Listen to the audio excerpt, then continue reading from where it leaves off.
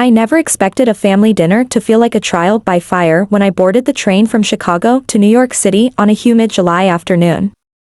At 25, freshly graduated in journalism, I thought I'd be welcomed with open arms by my cousins, Sarah, Jessica, and Brandon, who had always been the golden trio growing up in the suburbs of Evanston. News of my recent freelance scoop had even made the local papers, and I imagined their pride echoing in loud cheers when they saw me. But as I stepped inside the marble-clad lobby of La Belle Époque Bistro, that fantasy deflated instantly. My phone buzzed with messages from them, "See you soon," but the emojis felt hollow. I smoothed my navy blue shift dress and inhaled deeply, bracing myself for the awkwardness that apparently awaited at table 14. The hostess directed me to the back of the restaurant, where mahogany tables were set with ivory linens and crystal stemware that glittered under the dim amber lights. My cousin sat in a semicircle, leaning in close and murmuring giggles I couldn't decipher. Their eyes met mine briefly, cold, distant, before returning to their whispered conspiracies. I slid into the empty chair beside Brandon, who muttered a curt, "Hey, Laura," without looking up from a menu that he barely glanced at. Sarah and Jessica didn't even nod. I forced a smile and offered a simple, "Hi," hoping to break the ice, but Sarah took a sip of water and tilted her head away. The maitre d' approached, handed each of them a menu, then appeared to overlook me entirely until I cleared my throat. I watched his jaw twitch, but he never offered me one. I felt a flush creeping up my neck. My pulse hammered as I scanned the menu, my appetite disappearing faster than the bread basket the server refilled too politely. I remembered how lunch with them last Christmas had been warm, filled with laughter and shared memories of childhood, pranks and summer road trips. What had changed since I moved to Champaign for school?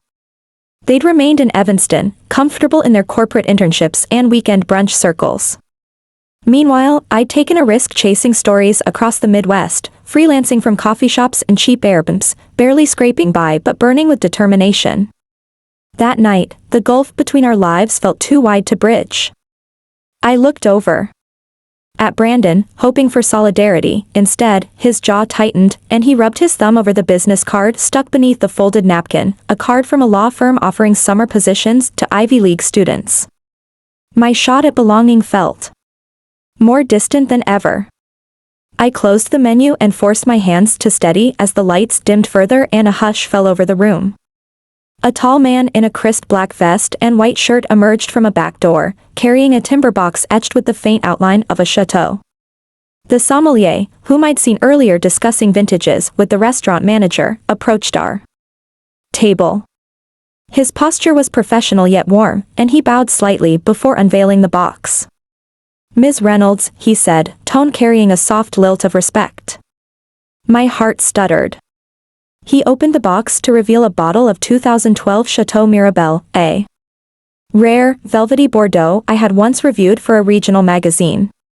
My cousin's heads turned as he placed the bottle before me, the cork nestled in a silver tray. A tremor ran through me as I realized this was the wine gift I'd sent them 6 months ago, never acknowledged until now. Silence reigned for a heartbeat before Brandon cleared his throat. "I didn't know you'd be here," he said in a voice unsteady enough to betray his composure. Sarah and Jessica both looked mortified, glancing between me and the sommelier as if afraid to claim ownership. The sommelier waited, polite but expectant, the folded napkin with the cork still gleaming on his silver tray. My chest tightened. As I realized the power in that moment, I could let them off easy or demand recognition for the gesture I'd made on a tight budget, betting on their appreciation rather than a formal thank you. In that pause, I felt the confidence I'd cultivated during years of chasing stories in forgotten towns. I straightened in my chair, leveled my gaze at each of them, and watched their faces flush like the deep garnet of the wine standing between us. It felt like a turning point. As the sommelier stepped back, Sarah's hand drifted toward the bottle, uncertainty etched in her blue eyes. I took a breath and rose slightly, gently placing my hand atop hers. "This was meant to be shared," I said softly. The table seemed to exhale as the tension eased, and the sommelier returned to uncorking the Bordeaux with graceful precision. Aromas of blackcurrant and cedar filled the air. Jessica dabbed at her eyes. Brandon exhaled a low laugh, the first sign of relief I'd heard since I arrived. For a fleeting moment, I felt the camaraderie of our childhood reunite us in the dim dining room. Outside, the summer evening buzzed with city life, but inside, a fragile bridge had formed from one heartfelt gesture. I watched as the sommelier poured a thin ribbon of wine into 4 glasses, my heart pounding in anticipation of what would come next. Part 2 awaits soon. The wine's first swirl revealed a deep garnet hue, and the sommelier's practiced hand tilted each glass so the light danced across the liquid's surface. I felt every eye at the table settle on me as I raised my glass, breathing in the heady aromas of blackcurrant mingled with hints of cedar and tobacco. The city's hum outside was a distant echo. In that moment, our small enclave in La Belle Époque felt suspended in time. I lifted my chin and said, "To family, may we rediscover what we once shared." My voice trembled only slightly, but the sincerity carried through the shadows between us. Sarah's eyes softened, and she finally smiled, though it was tentative. Like the first leaf of spring pushing through frost, we sipped together. The wine was silky, rolling over our tongues with gentle acidity that coaxed us to linger over each flavor note. I let the silence stretch before speaking again. "I know. I've been away chasing stories and deadlines. I've missed birthdays and brunches, and I sent that bottle 6 months ago because I wanted to show I'm thinking of you all, even from across the country." My gaze met Jessica's, and she tucked a dark curl behind her ear. "I'm sorry. I didn't thank you," she whispered, voice trembling as she turned the glass in her hand. Brandon cleared his throat, glancing at the cork on the silver tray, then back to me. "I didn't realize how thoughtful it was until now," he admitted.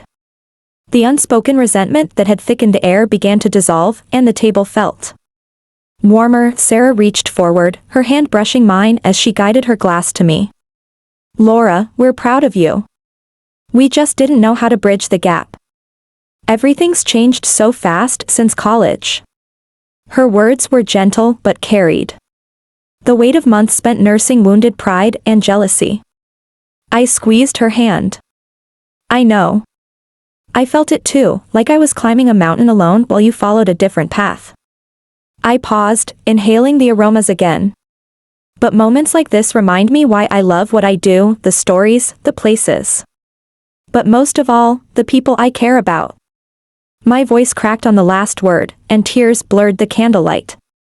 Jessica dabbed at her own eyes, and Brandon cleared his throat once more, pushing back his chair to stand up. He lifted his glass higher than the rest. "To my cousin, the bravest journalist I know," he said, voice strong now. "May you keep chasing truths, and may we always remember to celebrate you." Sarah and Jessica echoed his toast, and I felt the warm rush of belonging flood me. We sipped, and the wine's tannins settled like a soothing balm. Conversation flowed more freely. Sarah recounted her latest project at a marketing firm, her initial awkwardness replaced by genuine enthusiasm. Jessica described a recent trip through the Adirondacks, her words painting vivid scenes of pine forests and mirrored lakes. Even Brandon, ever the stoic, shared a memory of our childhood summers on Lake Michigan, how we'd laugh chasing fireflies as dusk turned to dark. The sommelier returned to our table with a decanter of still more wine, recommending we savor the remainder with the lamb entrees he suggested. The menu's unfamiliar French names no longer intimidated me. I felt entitled to every detail of this evening. As he poured, I glanced at each cousin in turn. Our earlier silence seemed absurd now, like a storm we'd weathered because we'd forgotten how sunny skies felt. I leaned back, watching the flowers in the next table's vase catch the candlelight, petals glowing like embers. "Promise me," I said softly, voice low enough that only they could hear, "we'll do this more often, no matter how far apart we are." Brandon nodded, eyes earnest. Sarah squeezed my shoulder, and Jessica reached across to lace her fingers through mine. We ordered dessert, creme brulee with its lacquered sugar crust and fresh berries, and the sommelier, now a silent ally in our reunion, plated each portion with care. I cracked the caramelized top with my spoon, the satisfying snap echoing in the hush that fell as we all watched. The custard beneath was silky and fragrant with vanilla, every bite felt celebratory. We traded stories of our favorite Childhood desserts, laughter rippling across the table. The warm summer night pressed against the windows, but inside, our newfound warmth staved off any chill that by the time we rose to leave, our cheeks hurt from smiling. The maitre d' greeted us at the door, and I saw my cousins speaking quietly. Their heads close together, no more whispers excluding me, but warm planning for future gatherings. Outside, the train station lights glowed in the distance, waiting to carry me back to Chicago. I inhaled deeply, savoring the night's glow. The sommelier's gift had been more than wine, it had been a catalyst for mending what we'd let fray. As we parted with hugs that lingered, I felt whole again, ready to chase new stories, secure in the knowledge that no matter the distance, family could be found at the end of a cork. The rattling of the train wheels against the tracks lulled me into a reverie as I settled into my seat, the afterglow of dinner still warm in my chest. The night air clung to my damp hair, and I pressed my cheek to the cool glass window, watching the city lights blur into ribbons of gold and white. I replayed every moment, the sommelier's reverent unveiling of the Chateau Mirabelle, the gasp of recognition on my cousins' faces, the slow thaw of their defenses as we raised our glasses in unison. I traced the outline of the bottles. Label in my mind, the proud chateau perched atop rolling vines, the 2012 vintage year stamped in elegant script. In offering that wine, I had bridged a gap I hadn't known how to traverse until that very moment. My chest tightened with gratitude for the quiet diplomacy of a single thoughtful gesture that by the time the train glided into Union Station in Chicago. My eyelids had grown heavy, and I juggled my tote, my notebook, and a crumpled napkin on which I'd scribbled notes. I realized I'd been taking more than I'd been giving, hours spent chasing deadlines, corners cut in conversations with family, milestones passed unnoticed. I vowed to change that, and within the next week, I sat at my kitchen table under the bright hum of a desk lamp and drafted a plan. First, I would call each cousin personally, no group text, to thank them for an unforgettable evening and to apologize for my own silence. Then I would map out a schedule of monthly calls or video chats, strategic but heartfelt, so we could share our triumphs and our mundane mornings equally. I underlined consistency twice and circled intentional presence. A week later, I dialed Sarah's number and watched her face light up on the video screen. Her marketing campaigns were going well, she said, but she missed our late-night phone chats. Next, I FaceTimed Jessica, who beamed as she showed me photos of her Adirondack cabin looming over crystalline waters. She confessed she'd been too embarrassed to invite me until our dinner. She feared I might think her life too small. I reassured her that every story mattered and promised I would visit her this fall. Finally, I called Brandon, who answered on the first ring, his tie still knotted at his neck. He admitted he'd felt overshadowed by my freelancing exploits, but that tasting that wine had reminded him we were teammates, not competitors. We plotted a weekend fishing trip on Lake Michigan, just the two of us, so we could talk without PowerPoints or punch lists. Emboldened by those conversations, I reached out to the sommelier, whose name I'd learned was Mark DuPont.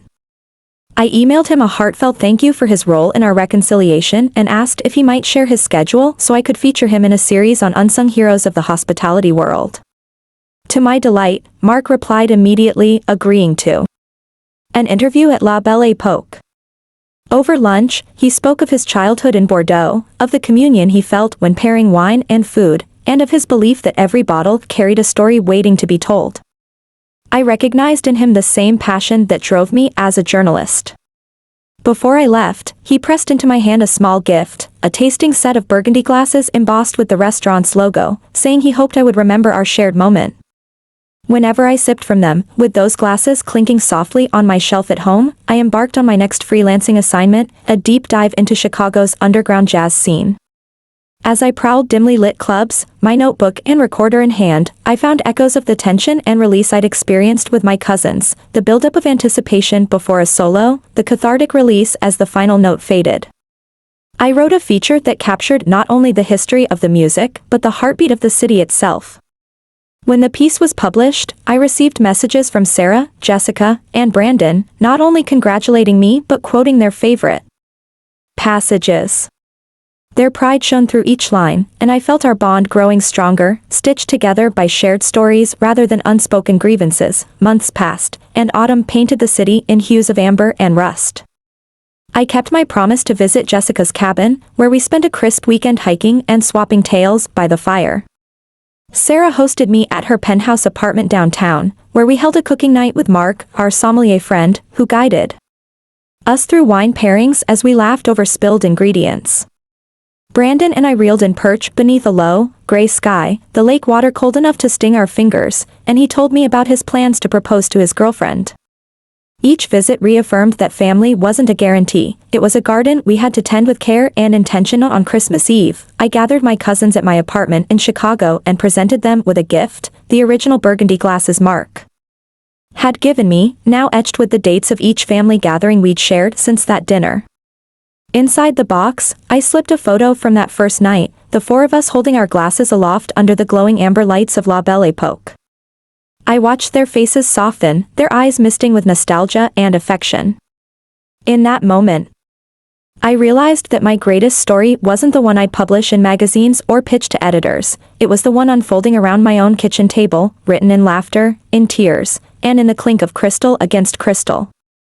And as we raised our glasses one last time that year, I knew that no matter where my next assignment would take me, I'd carry this story with me always, our story, born of a single, thoughtfully sent bottle of wine.